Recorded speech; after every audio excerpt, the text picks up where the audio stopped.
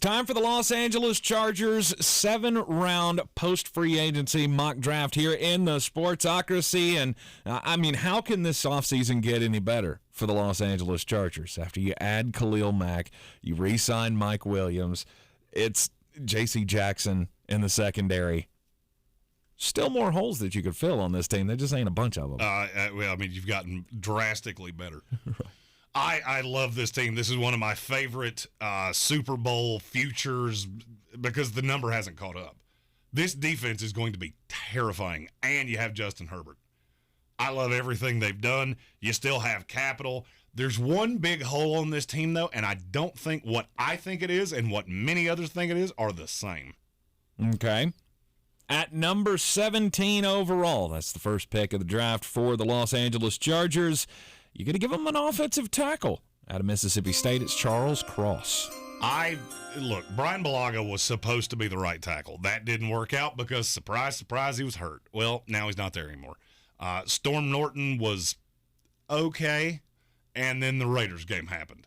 I do think you can slide him into guard, start Charles Cross on the right side, and now you have between Rashawn Slater, Matt Filer, Corey Linsley, Storm Norton, and Charles Cross, you have one of the best offensive lines in the league. Look, Cross is a guy that the stock on him has gone down a little bit because the more people watch the tape, the more they go, is he a gimmicky system kind of guy because he's ridiculously athletic. Here's the thing. I didn't think Rashawn Slater could be a left tackle in the NFL. You found a way to make him one of the best left tackles in the league. You put Charles Cross on the other side, you got bookends for 10 years. Yep. This is protecting Justin Herbert to the highest extreme. I love this kid. Very athletic.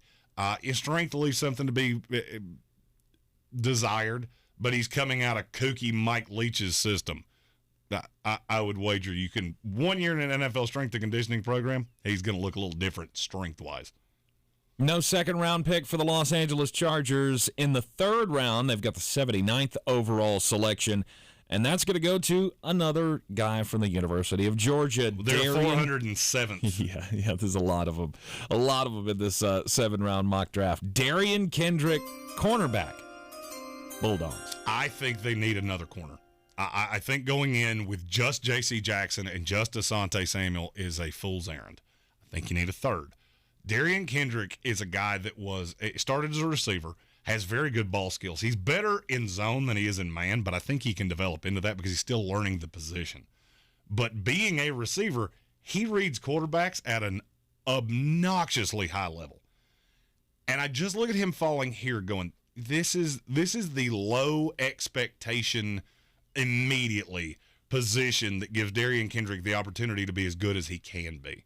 Technique's going to have to get better. I don't know that he's ever going to be great in press, but that's okay. You got J.C. Jackson on the other side. You got Asante Samuel out there. This is a third. I do think he can be a nickel corner. I think he can be a high-level nickel corner, too. At the fourth round, 123 overall, you got him taking a tight end here. Gerald Everett signed in free agency. Yeah, Gerald Everett's cute. Yeah, Jared Cook is gone. You need the youth movement here, though. Youth movement, and it comes in the form of Charlie Kohler out of Iowa State. Well, you need the guy. You need the safety blanket for Justin Herbert to really maximize Keenan Allen here in the prime of his career. Charlie Kohler is one of the best 8 to 15-yard route runners I've seen at tight end in a long time. I will tell you this, and I've heard this from more than one place, the media is not as high on Charlie Kohler as people like me are. Because the more we watch it, the more we go, this kid's going to be so good in the NFL. So good in the NFL. To me, he's a plug-and-play, immediate day-one starter. He's better than Gerald Everett right now.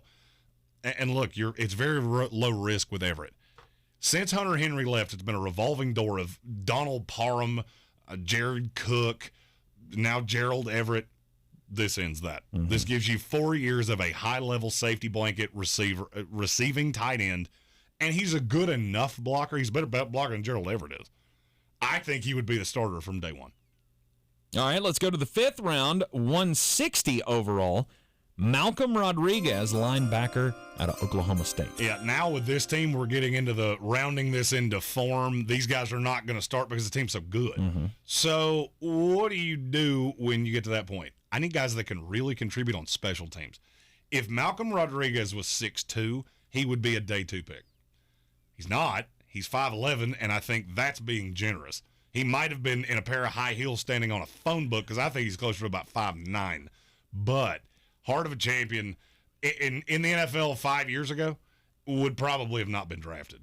The way the league is moving into smaller linebackers, smaller, quick, agile, quick twitch, they have to be able to line up against guys in the slot, high level slot cover linebacker. I think he would, in time, help Kenneth Murray because he does a lot of what Kenneth Murray doesn't. I'm big on tandem drafting where I take a guy. Is it necessarily an immediate, no doubt, yeah, he's going to come in, plug and play? No, it's 5th round of the NFL draft. That's not what you're looking for. You're looking for a guy that can contribute on special teams now and will ultimately carve himself a role, and I think Malcolm Rodriguez is just that. 2 picks in the 6th round for the Los Angeles Chargers. The first comes up at 195 overall. Ben Brown, interior offensive lineman from Ole Miss. Yeah, this is one of those. Center is a position in this draft that's just not very good, and he's a depth piece. If something ever happened to Corey Linsley, he could slide right in and play center immediately. Is he ever going to be a Pro Bowler? No. But is he ever going to be a liability? Also no. Can play both guard spots. To me, is a very high-level 6th, 7th offensive lineman. Really smart. SEC All-Academic team twice. Just a really smart football player. And I like the kid a lot. Not super athletic. Technique in pass pro leaves a little bit to be desired from time to time. But I know what I'm getting. And at this point in the draft, at 195, there's a lot to be said for that. At 215, a compensatory pick for the Chargers. Zonovan Knight, running back out of NC State. You've been saying for a while that they need the guy to run between the tackles to pair with Austin Ekeler. And I think this could be part of it. Okay. I don't know that he fixes it all.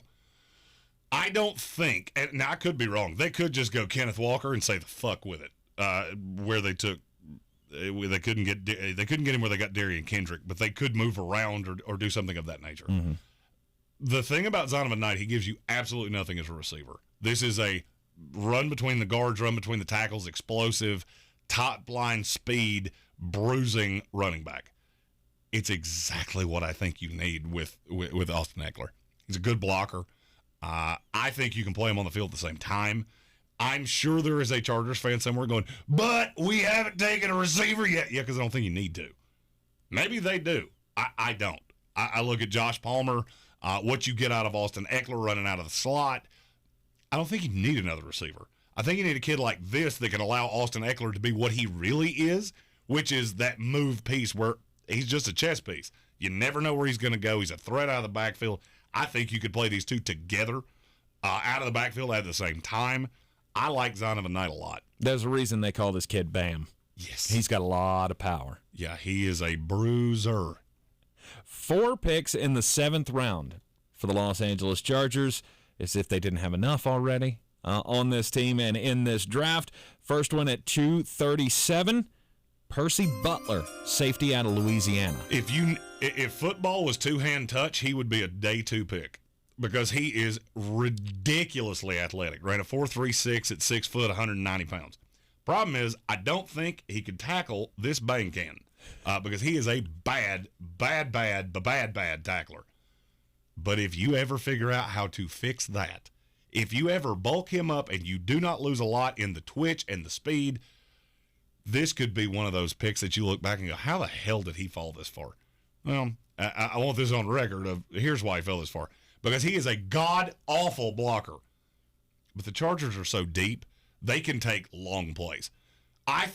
Percy Butler is one of the few day 3 guys that I look at and go, if you're patient enough with him, he could be a starter in time. And you mix him and Derwin James, you teach this kid how to tackle, and you let Derwin James be that just move around evil chess piece on defense, and this kid can play deep safety, you're 2 years away from that minimum. because, like I said, there are deficiencies in the technique, but there's a lot to like, too. They got back-to-back picks at 255 and 256. Compensatory selections here at 255. Wide receiver out of Indiana, Ty Freifogel. Hey, it's that receiver you've probably been looking for. I think he comes in as the 5, but he has there's a lot to like. Mm-hmm. Nice frame, 6'2", 205, was literally about the only weapon Indiana had and was still productive.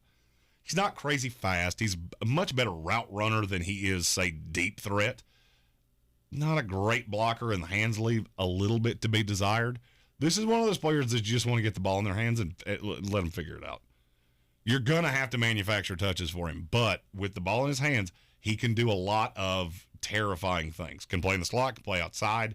There's a lot of, and I'm sure I've said this word a bunch of times now, versatility to his game, which is something the Chargers really value. At 256, Andrew Stuber, tackle out of Michigan. I'm going to use that V word again. This kid can play virtually every position on the line. I think he can play tackle in the NFL. Not as a starter. He's a depth piece. He's a, hey, somebody got hurt, Stubby's up. Much better pass blocker right now than he is run blocker. If he was half the run blocker he is in pass pro, he would be a much higher pick. Yeah. The problem is that people are going to project him of, well, can he play guard? Is he going to be a really plotting tackle? No, he's going to be a filler guy. He's going to be a guy that's good to have, a great competitive streak, played a lot in college, very versatile. He's not as twitchy as you would like. Well, he's 330 freaking pounds. So, surprise, surprise, he's not, a dancing bear. Smart teams like the Chargers make moves like this and go, you know what, this guy's just a value. He makes the bottom of our roster better. The final pick for the Los Angeles Chargers comes with another compensatory selection in the 7th round, 261st overall, Lucas Krull, tight end out of Pittsburgh. I'm liking this kid more and more. There's a competitive streak in him that I just really like. The height, weight, speed's not going to do it for you. I mean, he's tall, 6'6", 250, but he's about a 4'7" guy. Not crazy agile, got decent hands, not a great blocker, but he never quits. And if you told me there was a tight end in this class that turned into a really good blocker, I would say it's Lucas Krull. Wasn't asked to do that a lot at Pittsburgh. He was a reliable target for Kenny Pickett, and I think would be a nice third tight end for a year with Gerald Everett on the roster, with the intention of you're going to be the 2 or stay the 3 until Donald Parr, whatever the case may be. Mm-hmm. It's a value pick, and I really like that. Tight end has been a problem since Hunter Henry left. And so is it weird that I gave him 2 of them? To me, not really. Year 2 of the Brandon Staley era in Los Angeles Chargers. It seems like it's going to work just fine in the second year with all of the additions that they've made in the offseason. Again, the Khalil Mack trade, J.C. Jackson with the big free agency signing, the 2 defensive tackles that they got in free agency.